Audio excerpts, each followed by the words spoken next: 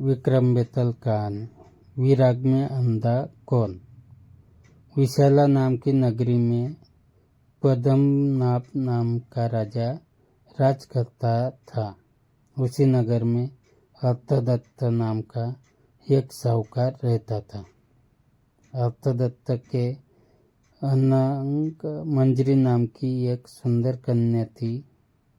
उसका विवाह साहूकार ने एक धनी साहूकार पुत्र मणिवर्मा के साथ कर दिया। मणिवर्मा पत्नी को बहुत चाहता था, पर पत्नी उसे प्यार नहीं करती थी। एक बार मणिवर्मा कहीं गया, पीछे अनंग मंजरी की राजपुरोहित के लड़के कमलाकर पर निगाह पड़ी तो वह उसे चाहने लगी। पुरोहित का लड़का भी लड़की को चाहने लगा। अमंग मंजरी ने महल के बाग में जाकर चंडी देवी को प्रणाम कर कहा, यदि मुझे इस जन्म में कमलाकर पति के रूप में न मिले तो अगले जन्म में मिले। यह कहकर वह अशोक के पेड़ से दुपट्टी की फांसी बनाकर मरने को तैयार हो गई। तभी उसकी सखी आ गई और उसे ये वचन देकर ले गई कि कमलाकर से मिला देगी। दासी सवेरे कमलाकर के आ गई और दोनों के बगीचे में मिलने का प्रबंध कराई।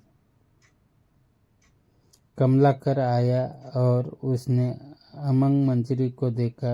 वह बेताब होकर मिलने के लिए दौड़ा। मारे खुशी के अमंग मंजरी के हृदय की गति रुक गई और वह मर गई। उसे मरा देखकर कमलाकर का भी दिल फट गया और वह भी मर गया। उसी समय मणिवर्मा आ गया और अपनी स्त्री को पराये आदमी के साथ मरा देखकर बड़ा दुखी हुआ। वह स्त्री को इतना चाहता था कि उसका वियोग न सहने से उसके भी प्राण निकल गए। चारों ओर हाहाकार मच गया। चंडी देवी प्रकट हुई और उसने सबको जीवित कर दिया।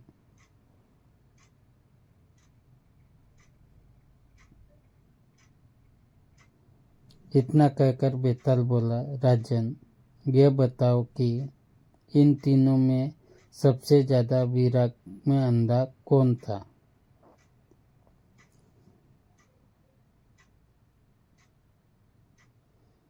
राजा ने कहा, मेरे विचार से मणिवर्मा था, क्योंकि वह अपनी पत्नी को पराये आदमी के प्यार करते देखकर भी शोक से मर गया।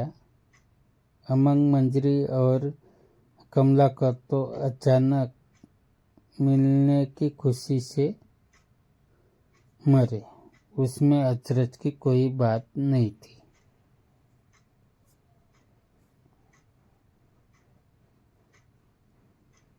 राजा का यह जवाब सुनकर